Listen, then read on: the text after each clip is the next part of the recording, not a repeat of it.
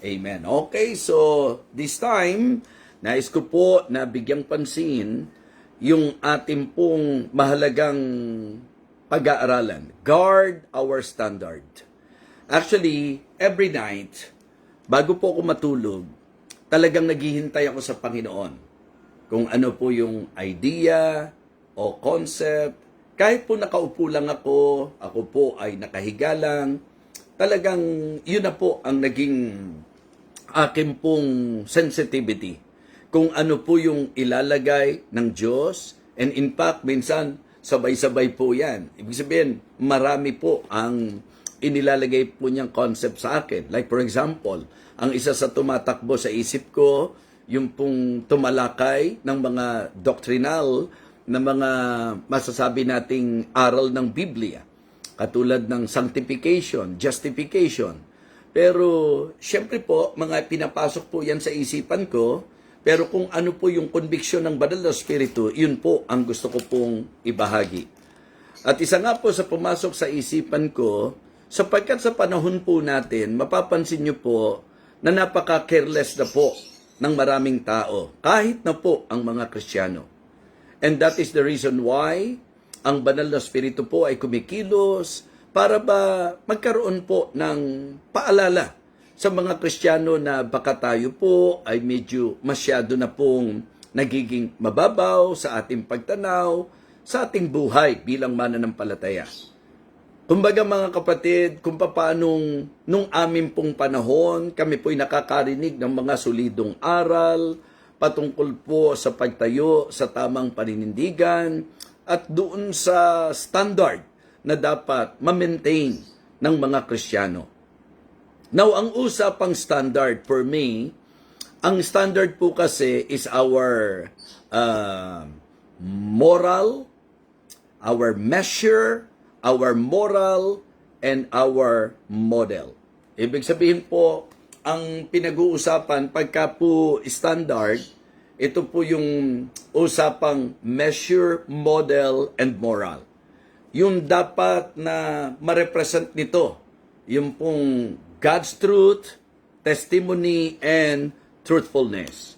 Napakaganda po na mabigyang pansin po natin sa pag-aaral ang patungkol dito. And in our text, makikita nyo po, ang sabi po ni King Solomon, keep thy heart with all diligence, for out of it are the issues of life.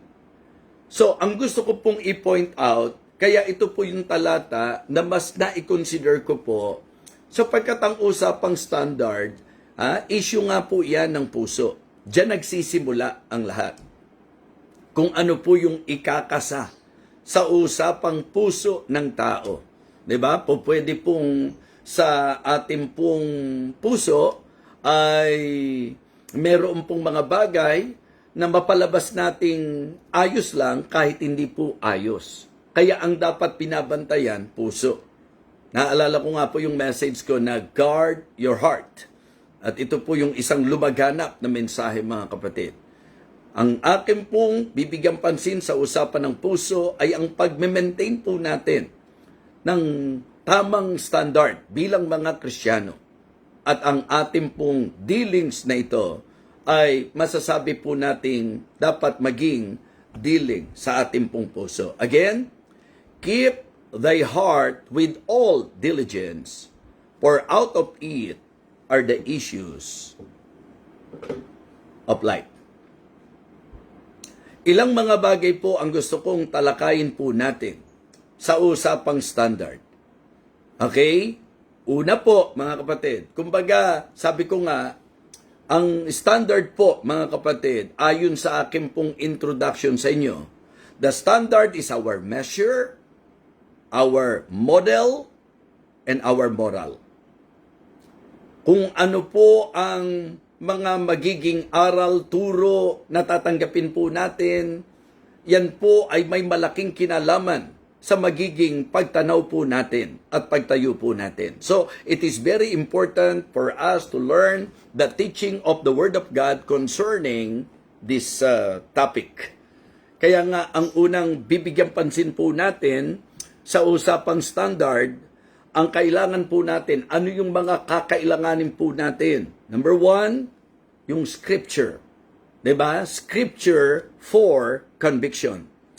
Para po sa usapang paninindigan, importante po na dahil Kristiyano tayo, ang dapat basihan ng ating conviction ay ang salita ng Diyos. So kaya sa standard, kakailanganin po natin ang scripture for conviction. Ang conviction po ay ang matibay na pagtayo, mga kapatid, sa isang paniniwala. At ang paniniwala po ay dapat nakasalig sa salita ng Diyos. Ang tao po pwedeng mag-set ng kanyang standard. Yes, every individual po pwede tayo mag-set ng ating pong kani-kaniyang standard.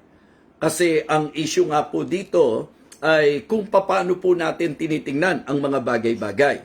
Pero I hope na maintindihan niyo po ako na kapag ang isang tao po ay nagkiklaim na siya'y Kristiyano, ang Kristiyano po hindi po pwede na ang magiging standard niya ay nakatungtong lang sa kung ano po ang pamantayan ng tao.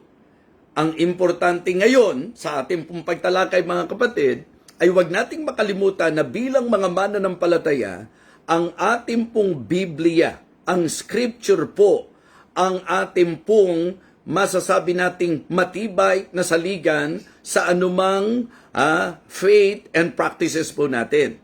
Sa usapang pananampalataya, sa usapang pamumuhay, sa usapang paniniwala, ang ating pong dapat sinasaligan salita ng Diyos. Kaya sa usaping standard, we need the scripture for conviction. Kailangan po natin na ang ating paninindigan nakatungtong sa salita ng Panginoon. So, mahalaga po, ilang mga verses po ang gusto kong basahin po natin sa usapang ito. I do not know kung naaalala nyo pa po na sinabi ko po sa inyo, pagka Kristiyano po tayo, ang usapan ng salita ng Diyos ay napakahalaga. Sapagkat di mo pwedeng ihiwalay ang salita ng Diyos sa mga Kristiyano. Okay? Importante po yan. At lagi niyong itatatak yung salitang importante. The Bible is essential. Remember that message? Yes, the Bible is essential. And then, in-establish ko po sa inyo na pagka po Kristiyano, ang foundation natin, Bible. Ang final authority po natin, Bible. Ang faith po natin, Bible. Ang idea po ng faith, yung aral natin, Biblia. Ang otoridad natin, Biblia. Ang saligan po natin, Biblia. Kaya sa usapang standard, hindi po tayo didepende sa kung ano ang ginagawa ng maraming tao. Kasi kadalasan yun po ang nagpapalakas ng loob natin, sa atin na pwede na natin gawin kasi marami naman ang gumagawa. Okay na yan kasi marami naman ang gumagawa. Hindi lang naman tayo. Parang ganun po yung idea, mga kapatid. So kaya para sa akin po, ang salita ng Diyos ang siyang nagpo-form ng ating pong conviction. Okay? Ang salita ng Diyos ang dapat pong magiging batayan o dahilan kung bakit tayo maninindigan sa isang paniniwala sa paraan ng pamumuhay o sa pananampalataya sa diretsahang pagsasalita. Hindi po pwedeng ginawa ng sikat, okay na yun, dapat ganun ang gawin natin. Hindi po pwedeng ginawa ng kinikilalang tao, ginawa ng mayamang tao, ginawa ng malaking tao. Mga kapatid, ang Kristiyano po, ang matibay na pundasyon sa usapang conviction ay ang salita ng Diyos. Kaya nga sa standard, we need the scripture for conviction. Ito ang nagpo-form, we need the scripture. Yes, ito ang nagpo-form ng conviction natin. Ito rin ang nagpo-form ng mga choices natin, mga kapatid. Ibig sabihin, it governs our choices. Yung bang mga desisyon, yung mga pinipili po natin. Kasi lagi nating ipinapaalala po sa bawat Kristiyano. Kaya nga sabi ko po sa inyo, no one can deny that it is really a great help na meron tayong ministry na katulad dito. Okay, na ang intention po ay ang aralan po tayo ng purong salita ng Diyos. Kaya kapag sinabi po natin na tayo po'y Kristiyano, dapat alam natin na ang nagpo-form ng ating conviction ay ang salita ng Diyos. So the Word of God, ito po ang masasabi po nating nagiging dahilan ng matibay nating paniniwala. At ang salita ng Diyos, ang siyang po pwedeng maging batayan din po natin at manguna po sa atin sa mga desisyon na gagawin po natin. So, sa ating pong conviction, sa ating pong choices, and even sa ating pong conduct. 'Di ba? Kung paano po tayo mag-uugaling tama, mga kapatid. Yung pamumuhay natin, yung lakad natin, ito po ang ating pundasyon. Kaya kung kayo po'y nagno-notes, ilagay nyo na po yon na ang Kristiyano po, ang ating foundation, Word of God. Ang ating final authority, Word of God. Ang ating pong faith, Word of God. Yan po ang ating mga pinagsasaligan. Ano po ang sabi ng Psalm 119 and verse 11? Thy word have I hid in my heart that I might not sin against thee. Don't just memorize that. Consider the very concept, the very substance of that verse. Thy word have I hid in my heart.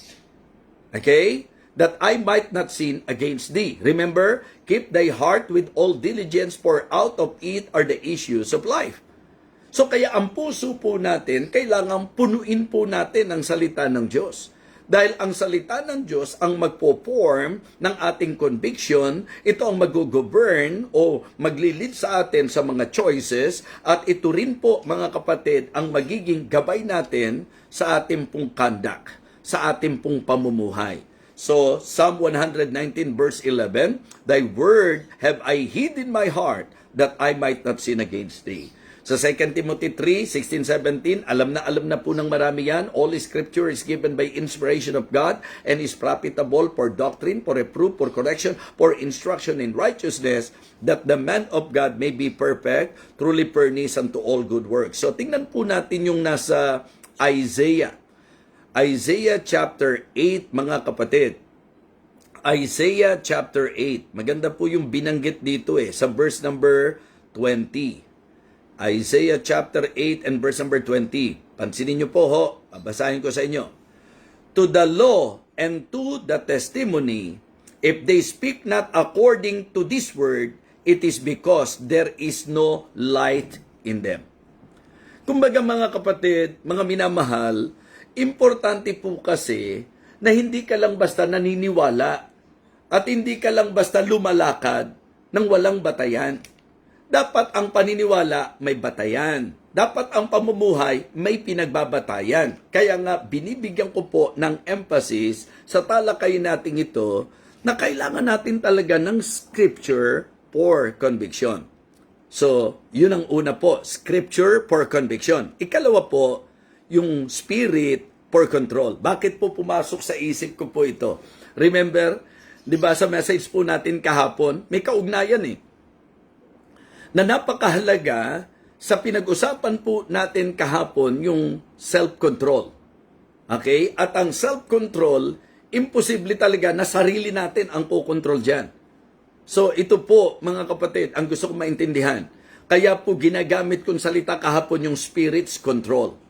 Kasi ang Kristiyano po dapat nahandoon po yung masasabi nating control ng Banal na Espiritu. Siguro may mga ginamit po na salita sa Bible na maganda maging paalala po sa atin. Hindi po ba? Ginamit po yung salitang walk in the Spirit. Ginamit po yung led by the Spirit. Hindi po ba? At ganun din po yung controlled by the Spirit.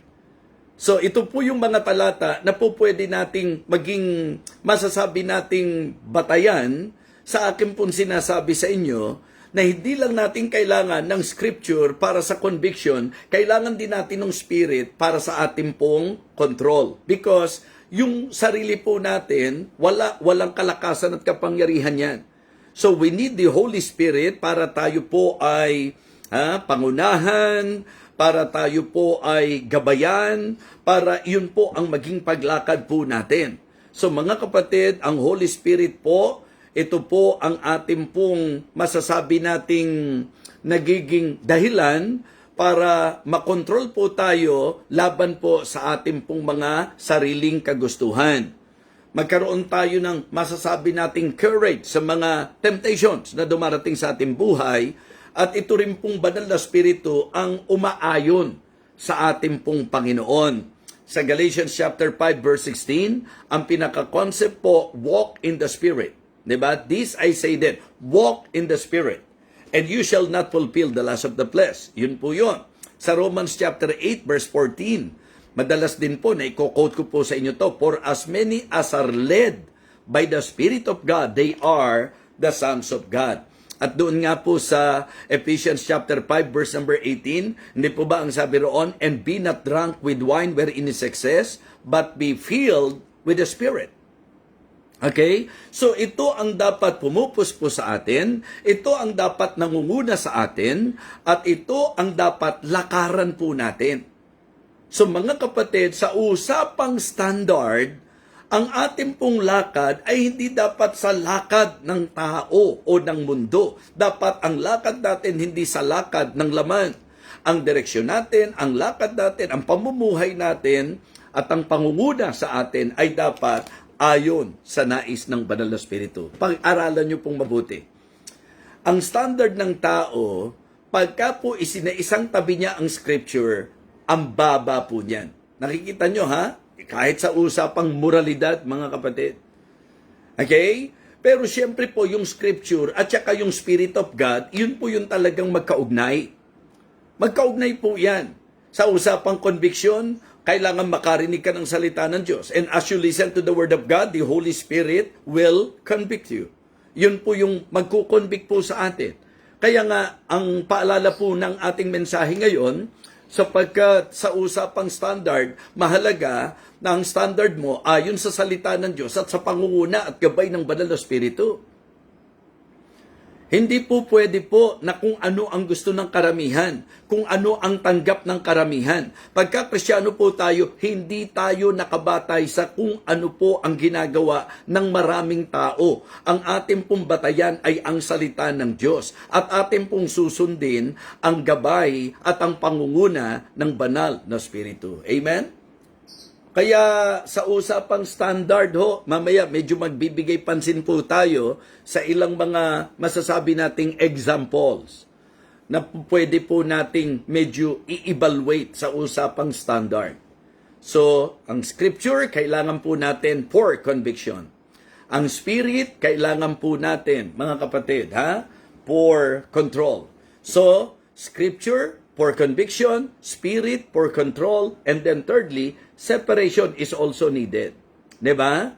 For caution naman 'yan. 'Di ba? Yung pong separation, and diyan po tayo nakilala. At ang sabi ko nga po mga kapatid, ngayon, ang nakakalungkot po, kasi kaya maganda po ang standard ng Christianity kung ang pag-uusapan natin nung pong mga unang panahon, kasi po talagang solid Solid na Bible, banal na spiritu ang nangunguna, at mga kapatid, yung practice ng separation.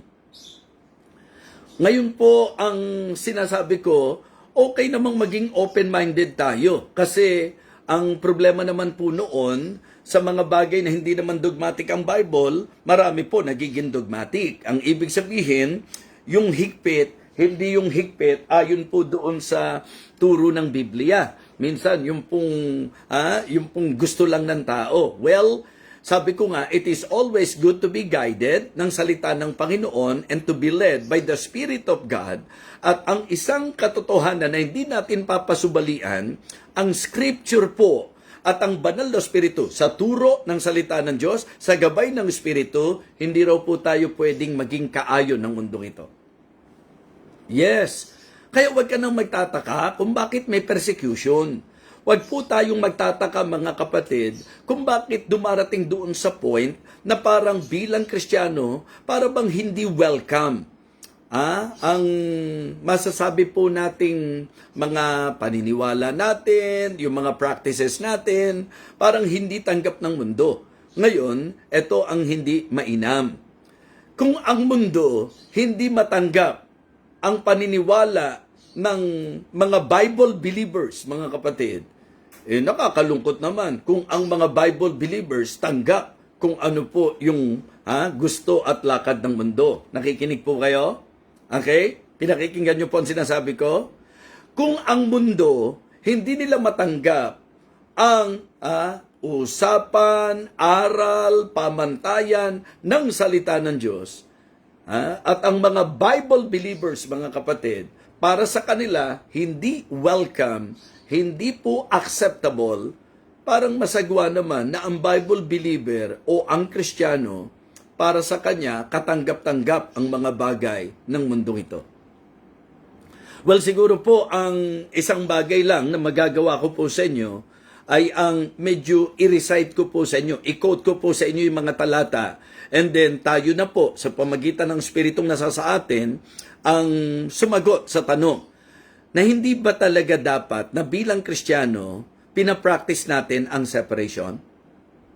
Kasi nowadays parang okay na yakapan na po kahit ano na po In fact, natutuwa po ako sapagkat nandoon pa rin po ang maraming Kristiyano sa talagang hindi pag-aalis ng masasabi po nating pundasyon ng Kristyanismo sa mga faith and practices. Napakahalaga po niyan.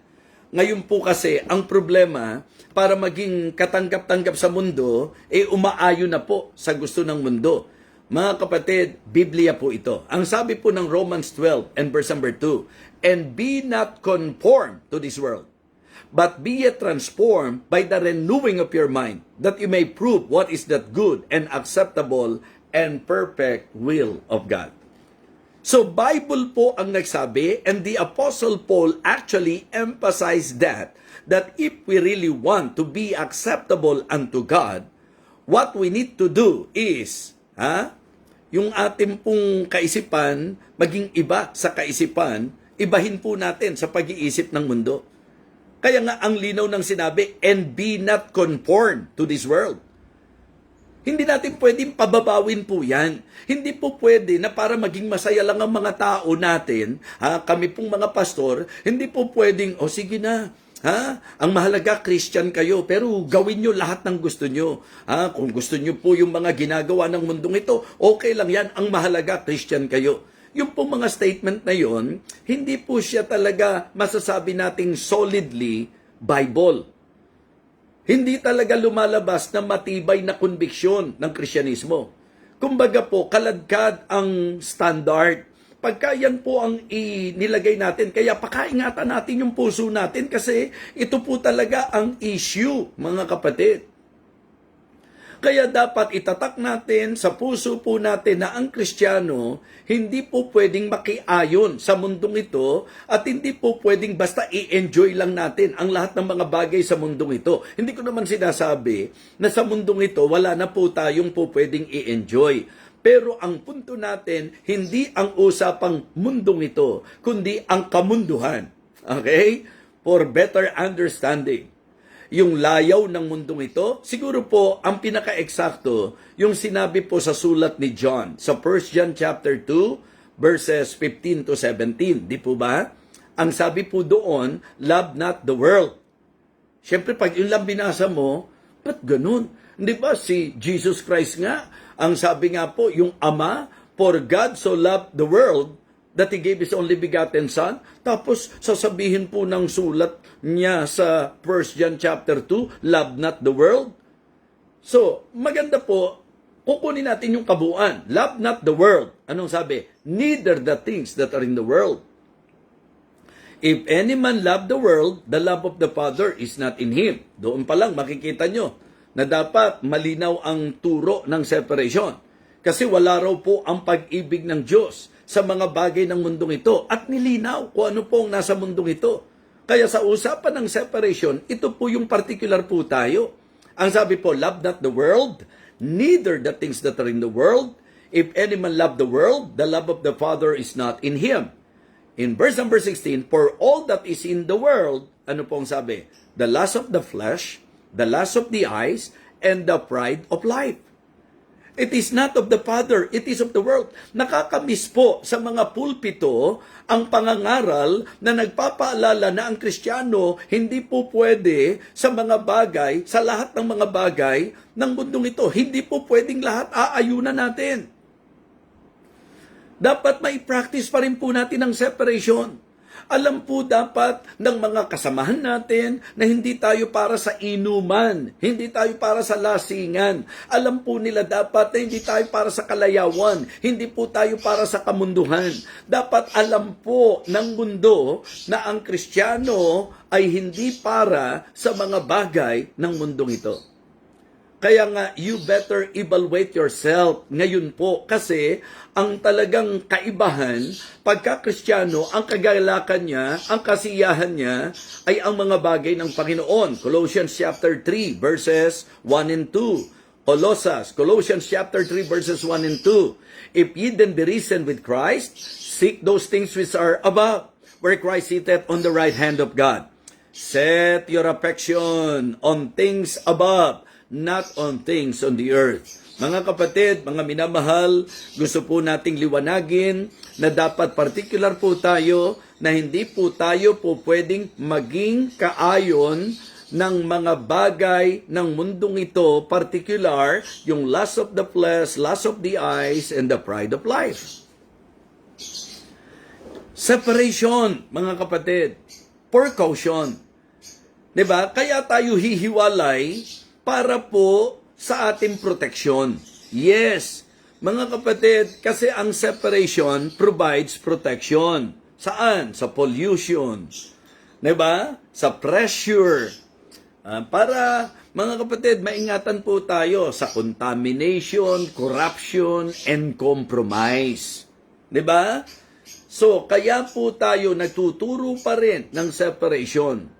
Mga kapatid, kasi ito po ang mag-iingat sa atin. Kaya nga ang puntos natin separation for caution.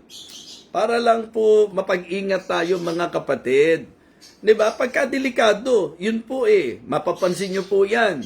Pagka sa mga kalsada, makikita kayo, caution, road under construction. Delikado Di po ba? Okay, hazardous location. Yung mga nakalagay po doon, caution. Sa Kristiyano po, kaya tayo tinuturuan ng separation kasi nga po, we need to guard our standard. And in guarding our standard, maganda po na ma-realize natin yung pong scripture for conviction, yung pong spirit for control, yung separation for caution, na kaya po ating magandang bigyang pansin ang mga talata na nagtuturo sa atin ito. Hindi po si pastor lang ito, kundi salita ng Diyos na dapat pinagbabatayan po natin.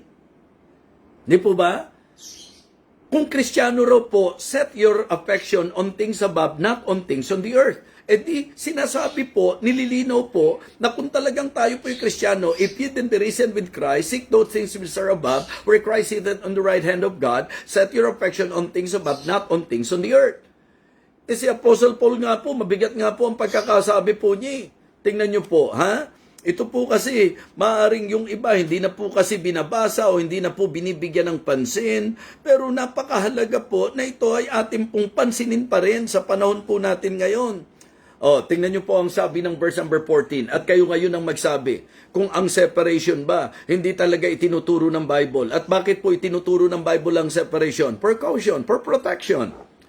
Ang sabi po ng 2 Corinthians chapter 6, beginning verse number 14, be ye not unequally yoked together with the unbelievers. For what fellowship hath righteousness with unrighteousness? And what communion hath light with darkness? And what concord hath Christ with Belial? Or what part hath he that believeth with an infidel? And what agreement hath the temple of God with idols? For ye are the temple of the living God. As God had said, I will dwell in them and walk in them, and I will be their God, and they shall be my people. Pagdating ng verse number 17, wherefore? Diba? Kasi niliwanag niya. Ang sabi po niya, what fellowship? Okay, what communion? What concord? What agreement? Kumbaga, kung sasagutin natin, wala talaga. Diba? Hindi talaga dapat ang ini-enjoy nating kasama yung mga wala sa Panginoon. Hindi ko sinasabing wag natin silang samahan. Diba? Pero ang ibig sabihin po nito sa usapang lust of the flesh, lust of the eyes, and the pride of life, yan ang enjoyment ng mga unbeliever. At kung ikaw kasama na nag-enjoy sa enjoyment ng mga believers, bagsak ang standard. Wala. Kaya ang sabi, what fellowship, what communion, what concord, what agreement. Ang ipino-point out ni Paul, wala talaga eh. Kaya ang separation, dapat talaga practice natin yan bilang mga Kristyano. Alam mo, dapat ang limit and boundaries po natin. Opo, yun din po ang dahilan kung bakit sa mga pag-uusap tungkol sa church, pagka magsiserve tayo, anything na gagawin natin para sa Panginoon, medyo i-check natin yung heart natin. Keep thy heart with all diligence, for out of it are the issues of life. So ang sabi po ng verse 17, wherefore come out from among them. At eksakto po, and be ye separate. Sino po may sabi? Saith the Lord. Okay? Una, ang sabi niya, dahil wala dapat yung bang talagang pakikipagsama o pakikipagkasundo, pakikiisa, yun daw pong believer sa unbeliever, yun daw pong mga katuwiran sa kalikuan, yun daw pong, di ba, Panginoong Jesucristo kay Belial, hindi daw po pwede yun eh. Di po ba? Hindi rin daw po pwede yung kasundo sa mga mali, mga kapatid. Kaya ang sabi niya, come out from among them and be ye separate, saith the Lord. He emphasized, it is not just Paul na nagsabi po niyan. Ang sabi niya, wherefore come out from among them and be ye separate, saith the Lord. Diba? And touch not the unclean thing and I will receive you. Ngayon, sabihin niyo po sa akin, hindi po ba nagtuturo ng tamang standard ang Bible? At sa pagtuturo po ng tamang standard, hindi po ba nagtuturo ng separation ng Bible? Kaya wag nyo naman pong pababawin masyado ang Kristyanismo sa panahon po natin ngayon. Wag nyo naman pong palabasing close-minded, yung mga naninindigan lang. Wag po nating palabasing close-minded. Oy, close-minded siyang mga Baptist. Parang, mga out of this world yung mga yan. Mga kapatid, yun nga po dapat ang maging observation nila na talagang sa mga totoong Kristiyano, hindi po pwedeng lahat gagawin. Hindi tayo pwede sa sugal, hindi tayo pwede sa inuman, hindi tayo po pwede sa mga masasabi po nating mga bar, club, hindi tayo po pwede sa sabungan, hindi tayo po pwede, alam natin yan, hindi tayo dapat at po pwede sa kamunduhan. Come out from among them, be ye separate. Remember, take note, saith the Lord, and touch not the unclean thing, and I will receive you. So mga kapatid, mga minamahal, sa ating pong pagbabantay ng ating pong standard, ang ating pong tinatalakay, mahalaga po, una, scripture for conviction, spirit for control, and then, mga kapatid, separation for caution.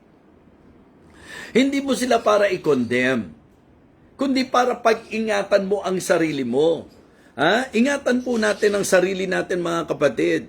Kaya, importante lagi yung mga talata. Mahalaga po talaga lagi yung mga talata. In fact, sa mga sasabihin ko, ang importante yung mga talata na atin pong binibigyang pansin at binabasa.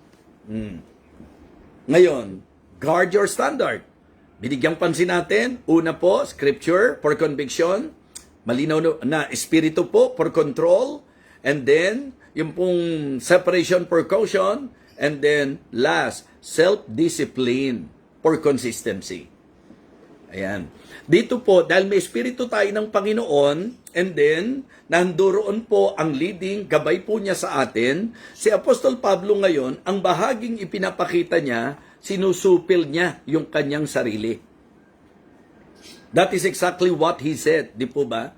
Doon po sa 1 Corinthians 9:27, but I keep under my body, and bring it to subjection, lest that by any means, when I preach to others, I myself should be a cast away. Alam niyo yung self-discipline, yan po ang magme-maintain ng tinatawag nating consistency, conviction, and even yung character po natin. Tama po? Yes. Yung self-discipline, importante po yan. para po ang isang Kristiyano po ay masasabi nating mapanatili yung tamang standard ng pagkakristyano, may susupilin po tayo. Kakailanganin po natin, mga kapatid, na daigin po natin ang ating sarili. Yan din po ang concept nung sinabi po ni King Solomon sa Proverbs 25, mga kapatid. Pansinin nyo rin po ito. Hindi ba? Si Apostle Paul sabi niya, "But I keep under my body and bring it to subjection, lest that by any means, when I preach to others, I myself should be a cast away." Yun po. Yung idea na to, hindi madali yan. Susupilin mo yung gusto mo. So, syempre po, yung tamang pag-unawa nito, yung mga gusto mong lihis sa kalooban ng Diyos. Yung mga ninanais mo na hindi kaaya-aya sa Panginoon. So, kailangan po natin na talagang for consistency, magkaroon tayo ng self-discipline. Ito po yung sinasabi ko na maganda pong makita rin natin. Ito po ay encouragement sa bawat isa.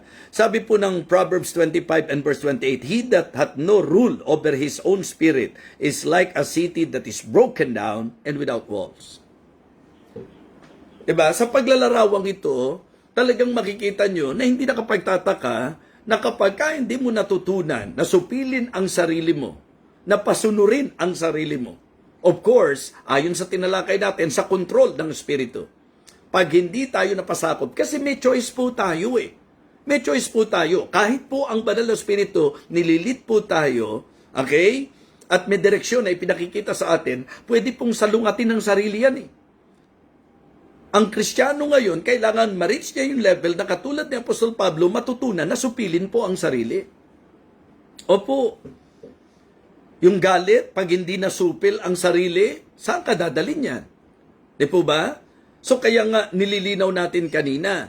Nilinaw po natin kanina mga kapatid, na tayo po, kaya natin ina-apply ang separation para tayo po mga kapatid ay maingatan sa pollution. Tama? Sa mga korupsyon, mga contamination, corruption, and even compromise.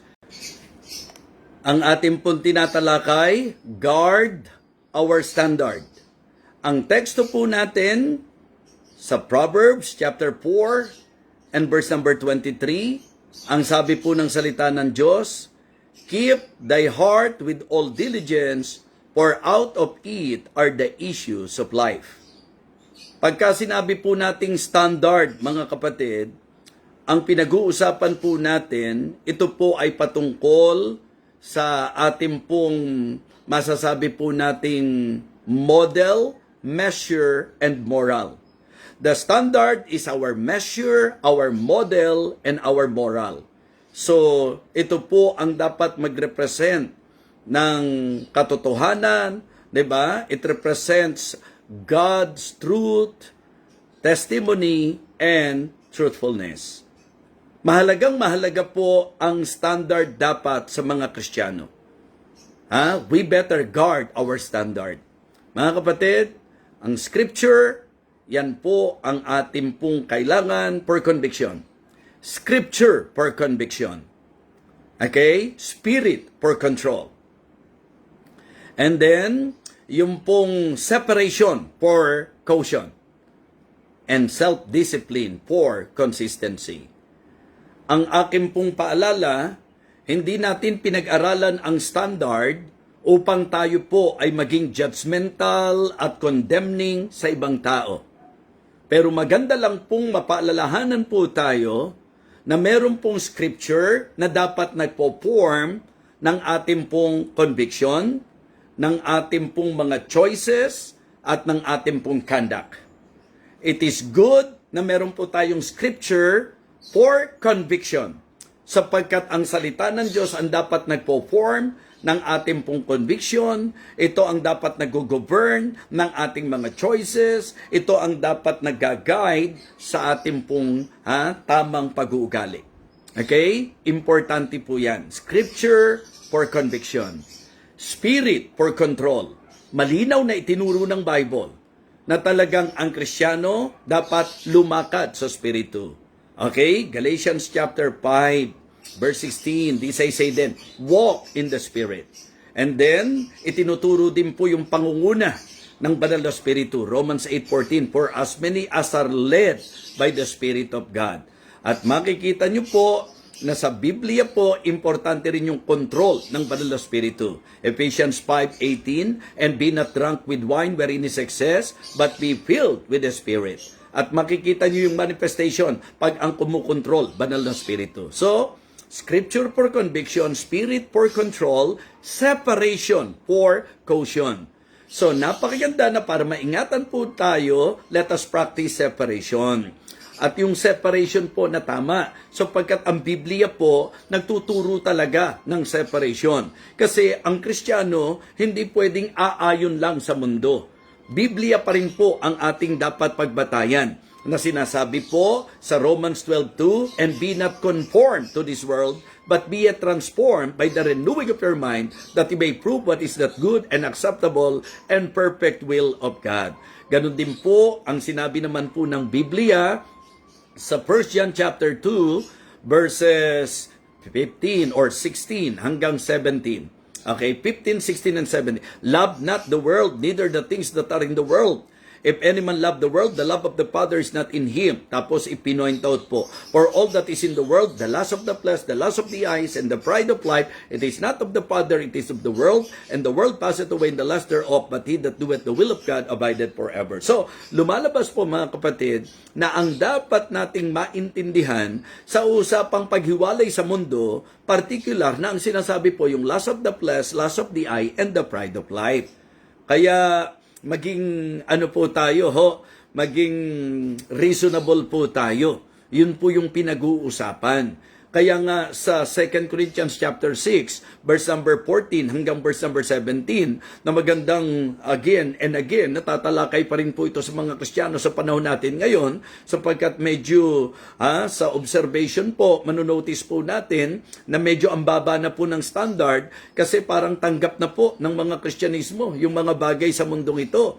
Sabi nga ng Panginoon sa pamagitan po ng sulat ni Apostol Pablo, 'di ba? What fellowship, what communion, what concord, what agreement. Pinagsabi doon yung mga magkakaiba mga kapatid Yung pong believer sa unbeliever, yung righteousness sa unrighteousness, kay Kristo, kay Belial, yung temple of the living God at temple of idols. So, wala raw po, hindi po pwede.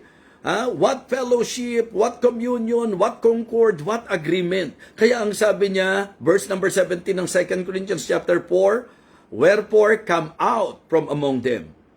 Eksakto po and be separate. Sino po nagsabi? Saith the Lord. And touch not the unclean thing, and I will receive you. So, kaya po tayo, tinuturuan ng separation para maingatan po tayo. Saan? Sa contamination. Saan? Sa corruption. Saan? Sa tinatawag nating compromise. 'Di ba? Para protektahan po tayo sa contamination, corruption, and compromise. Yan po ang reason kung bakit ang separation dapat practice pa rin po natin, hindi para tayo po'y magbanal-banalan, kundi tayo po ay maingatan sa po pwedeng maging impluensya o maling impluensya ng mundong ito. Kasi pag Kristiyano po tayo, ang sabi po, if ye then be risen with Christ, ito po yung nasa Colossians chapter 3, verses 1 and 2. If ye then be risen with Christ, seek those things which are above, where Christ sitteth on the right hand of God. Set your affection on things above, not on things on the earth. Yun po ang kaibahan. Pag Kristiyano, ang enjoyment natin, mga bagay ng Diyos. Ang mundo, ang enjoyment po nila, kamunduhan, kalayawan, lust of the flesh, lust of the eyes, and the pride of life. So, kung tayo po ay hindi magpa-practice ng separation, di ganun na rin po ang magiging lakad at takbo natin. So, mga kapatid, mga minamahal, separation for caution. Okay? Self-discipline for consistency. At yan po ang example na ipinakita ni Apostol Pablo. Mahalaga po talaga ang scripture for conviction, spirit for control, separation for caution, at self-discipline for consistency. Pag hindi ko natutunang disiplinahin ang sarili ko, magiging inconsistent po ako, mga kapatid.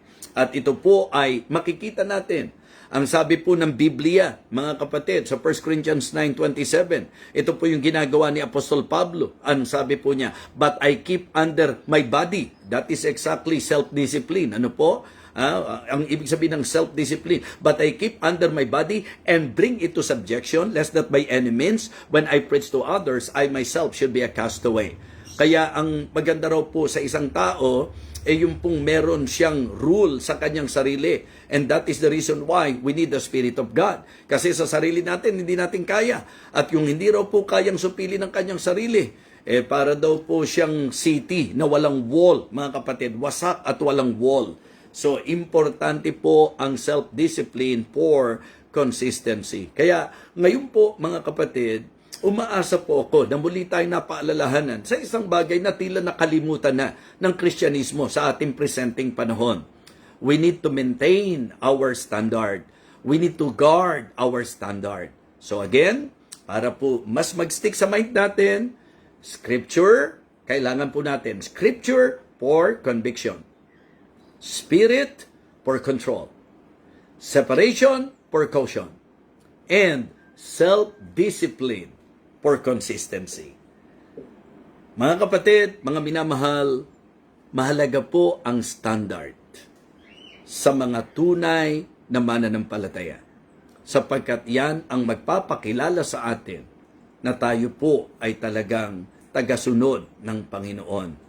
Hindi po kung ano ang ginagawa ng marami, hindi po kung ano ang ginagawa ng mga sikat, hindi po kung ano ang ginagawa ng malalaking tao, hindi po kung ano ang ginagawa ng mayayaman, kinakailangan kung ano po ang turo ng salita ng Diyos. Yun po ang dapat nating lakaran. Kung saan tayo pinangungunahan ng Espiritu, doon tayo sumunod. Matuto tayong i-practice ang separation sa tamang konteksto po, mga kapatid. At maganda rin po, mga Kristiyano, na matutunan nating supilin ang kagustuhan ng ating sarili, partikular ang mga kagustuhang labag sa kagustuhan ng Diyos. Muli po, maraming salamat.